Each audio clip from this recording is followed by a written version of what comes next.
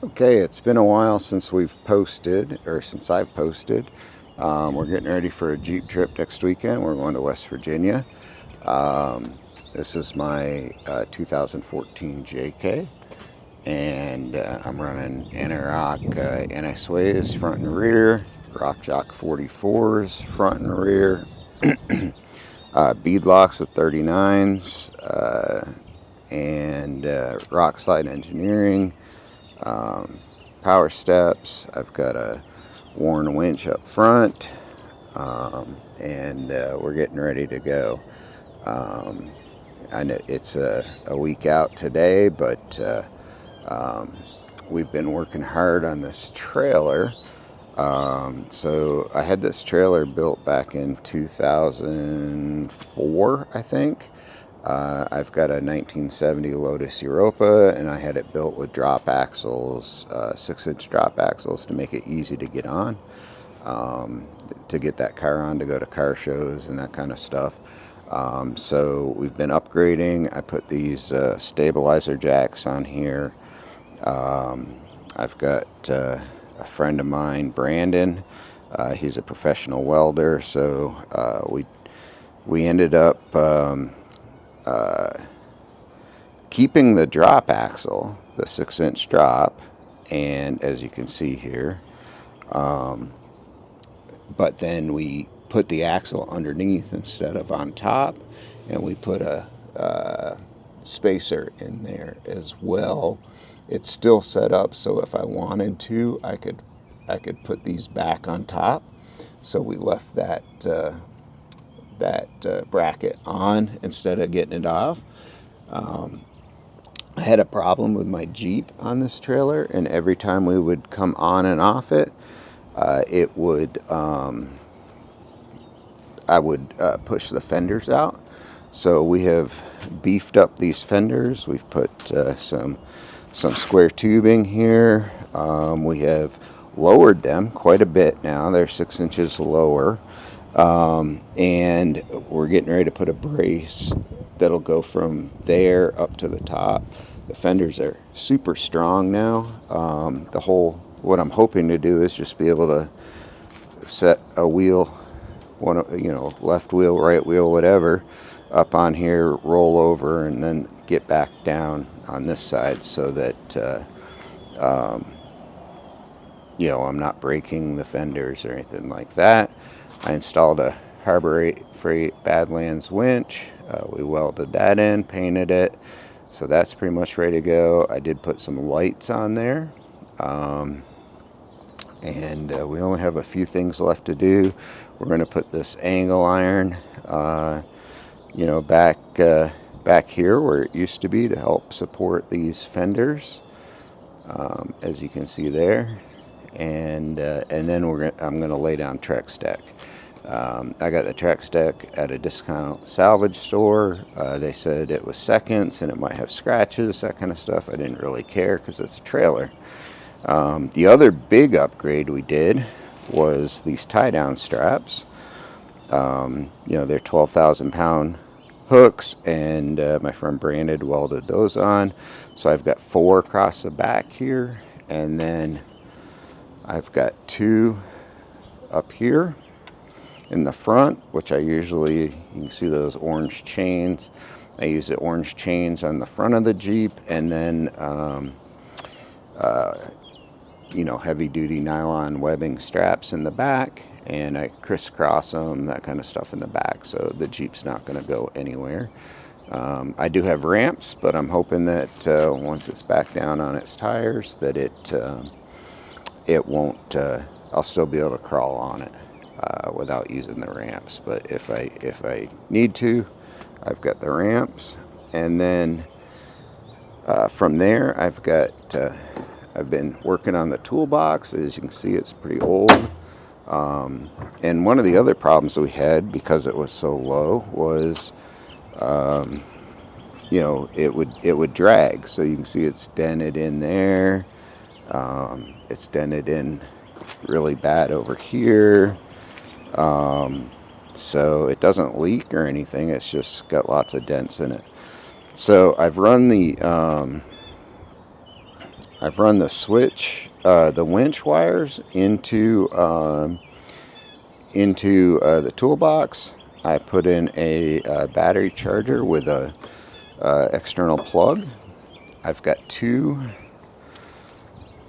Let's see here. Oh, I've got two AGM Jeep batteries, basically, so I can pull one of these out and throw it in the Jeep if I need to. I'm running Norco Genius 10, and as you can see, it's fully charged right now. I'm going to have a switch box here. I haven't, and this will be, the same thing you have in your Jeep to run your lights and stuff. That'll run my the lights. I've got a set of their what do you call them? The rock lights that you would normally put on a Jeep. The difference with these is when you hit the brakes in the trailer and the brake lights come on in the back, any lights that I have hooked up to the rock lights actually turn red and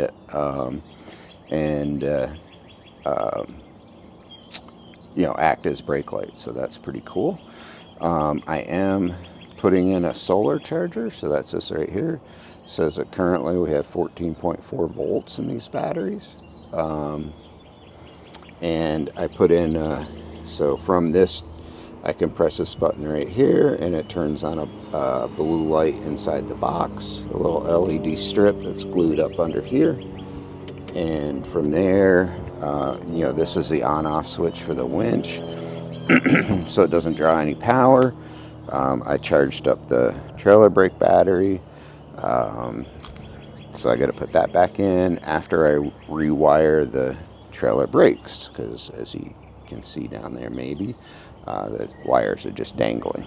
Here, there's a better view.